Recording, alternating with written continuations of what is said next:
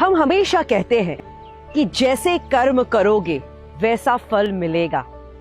बात बहुत सही है। आपकी जैसी भावना होगी रिजल्ट्स तो आपको वैसे ही मिलने हैं। एंड कुदरत जब हिसाब लगाता है तो वो शरीर के नहीं, मन के कर्मों का हिसाब लगाता है।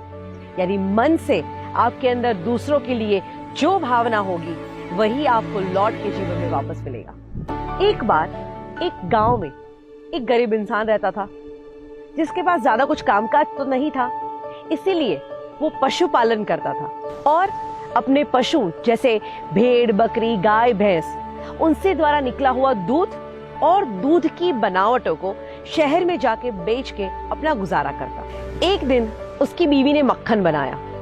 वो 1 किलो मक्खन लेके शहर जाता है। शहर में एक दुकानदार है जिसके पास अक्सर ये अपनी चीजें बेचता और सामने उस दुकानदार से अलग अलग चीजें खरीदता। तो उसने भी ये 1 किलो मक्खन उसको बेचा और उसके बदले में चीनी, चाय पत्ती जैसी चीजों को उसे खरीदा। ये वहां से जब निकल जाता है तो ये दुकानदार सोचता है कि इस इंसान से मैं अक्सर अलग अलग चीजें खरीदता हूँ, तो क्यों ना आज इस मक्खन का वजन करके देखूं। उसने वजन किया तो देखता है 1 किलो मक्खन कह के जो मक्खन उसको बेच के गया वो तो सिर्फ 900 ग्राम था। इसको बहुत गुस्सा आया कि मेरे भरोसे का इतना फायदा इसने उठाया, आने दो अब इसको।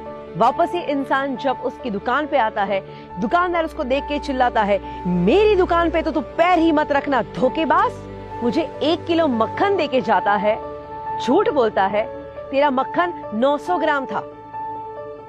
ये कहता है हाथ जोड़ के, सेठ जी सबसे पहला मुझे माफ कर दीजिए अगर कोई गलती हो गई है तो, बट सही बात बताऊं, हम इतने गरीब लोग हैं कि हमारे गांव में वजन करने के लिए कोई ऐसा सामान या बाट ऐसा कुछ नहीं होता। तो आप मुझे जो चीनी 1 किलो कह के देते हैं, उसी चीनी को मैं तराजू के एक भाग पे रखता हूँ और दूसरे भाग पे अपना मक्खन तोलता हूँ और सेम वजन का मक्खन मैं हमेशा लेके आता हूँ और वो आपको बेचता हूँ। जब दुकानदार की भावना ही गलत थी तो फल तो उसे वैसा ही मिलना था। इसी को कहते हैं कर्म का सिद्धांत। जैसे कर्म करोगे वैसा फल मिलेगा। कहते हैं जो बोओगे वही पाओगे। बबूल का बीज बोके आम की उम्मीद मत करना।